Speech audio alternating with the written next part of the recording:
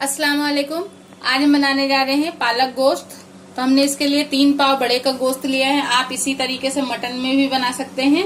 इसको मैंने धोकर अच्छे से रख लिया है। और ये मैंने आधा किलो पालक ली है। इसके मैंने खाली पत्ते पत्ते धोकर काट लिए हैं। और ये 3 बड़े साइज के प्याज है, इसको मैंने स्लाइस में कट कर लिया है।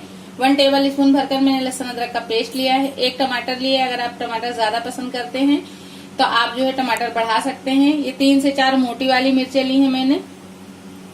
साबुत मसालों में मैंने ½ टी स्पून जीरा लिया है, 1 दालचीनी का टुकड़ा है और 10 से 15 काली मिर्चें ले ली हैं साबुत। ½ टी स्पून मैंने गरम मसाला लिया है, ½ टी स्पून लाल मिर्च पाउडर लिया है, 1 टीस्पून से थोड़ा सा फालतू नमक लिया है, ½ टी स्पून हल्दी पाउडर लिया है, 1 टेबल स्पून मैंने धनिया पाउडर लिया है। अगर आप लाल मिर्च पसंद करते हैं तो डालें, नहीं तो आप इसको स्किप भी कर सकते हैं, लेकिन इसको डालने से कलर बहुत अच्छा आता है। और अभी तक आपने मेरे चैनल को सब्सक्राइब नहीं किया है तो प्लीज सबसे पहले आप मेरे चैनल को सब्सक्राइब कर लें। बराबर में बेल आइकन का यूज करना बिल्कुल भी ना भूलें। देखिए मैंने कुकर रख लिया है। इसमें मैंने रिफाइंड ऑयल डाला है। आप चाहें तो मस्टर्ड ऑयल में भी बना सकते हैं। तो 3 सर्विंग स्पून के बराबर मैंने इसमें तेल डाल दिया है। तेल हमारा अच्छे से गर्म हो चुका है। इसमें हम सबसे पहले साबुत मसाले हमने जो लिए वो ऐड कर देंगे। तो थोड़ा सा भुन गए हैं, इसी में हम प्याज डाल देंगे।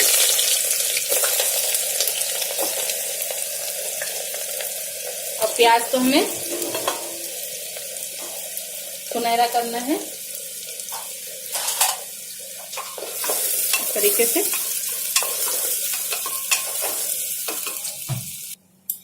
प्याज हमारी गोल्डन कलर पे आ गई है, ये देखिए। अब इसमें हम ऐड कर देंगे हमने जो गोश्त लिया है।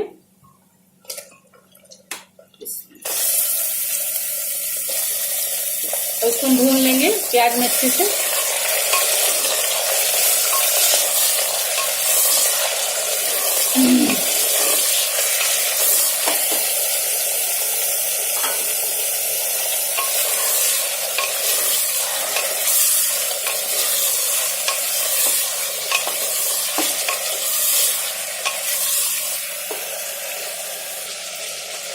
ये आधे मिनट के लिए हमने प्याज में ही गोश्त को भून लिया है। अब हम डाल देंगे इसमें लहसुन अदरक का पेस्ट।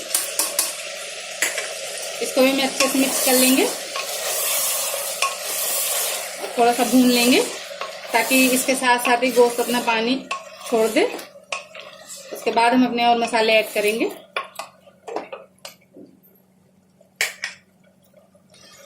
गोश्त ने भी अपना पानी छोड़ दिया। हमने लहसुन अदरक में इसको भून लिया है। इसमें डाल देंगे हम टमाटर और हमने जो पीसे मसाले लिए हैं ये ऐड कर देंगे।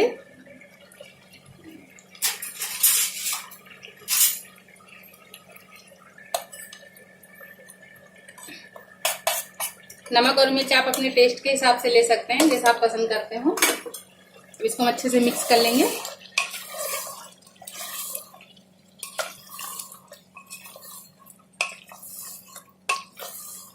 इसको हम तेज आंच पर ही 1 मिनट के लिए भून लेंगे, 1 से 1.5 मिनट के लिए।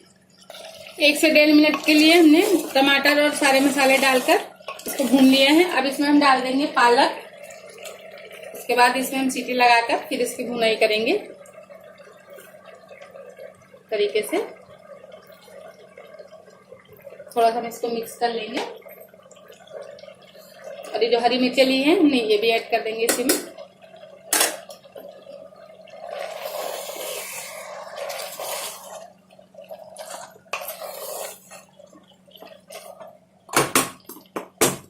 थोड़ा सा इसको हम ढक देंगे ताकि इसमें जो हमने पालक डाली वो थोड़ी सी गल के नीचे चली जाए। उसके बाद और पालक हम ऐड करेंगे। देखिए पालक हमारी गल के नीचे चली गई है। अब इसमें हम बची हुई पालक भी डाल देंगे। आप चाहें तो आप पालक गोश्त बराबर ले सकते हैं। मैंने 3 पाव गोश्त लिया है, इसमें हमने पालक ऐड कर दिया और आधा किलो पालक ली हूँ। इसको भी हम अच्छे से मिक्स कर लेंगे। अब इसमें हम डाल देंगे आधा गिलास के करीब पानी, बाकी और पालक का पानी जो छूटेगा, क्योंकि हमें गोश्त गलाना है अभी, तो इसलिए हमने आधा गिलास पानी ऐड कर दिया है।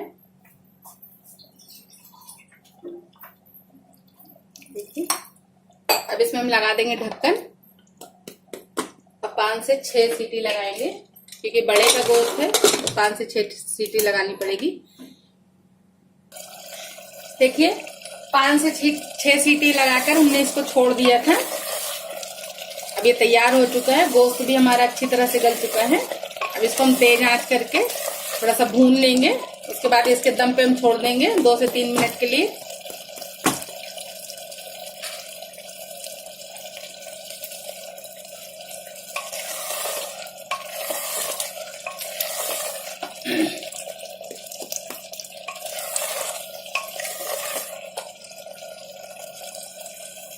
दो से 3 मिनट के लिए हमने इसको भून लिया है।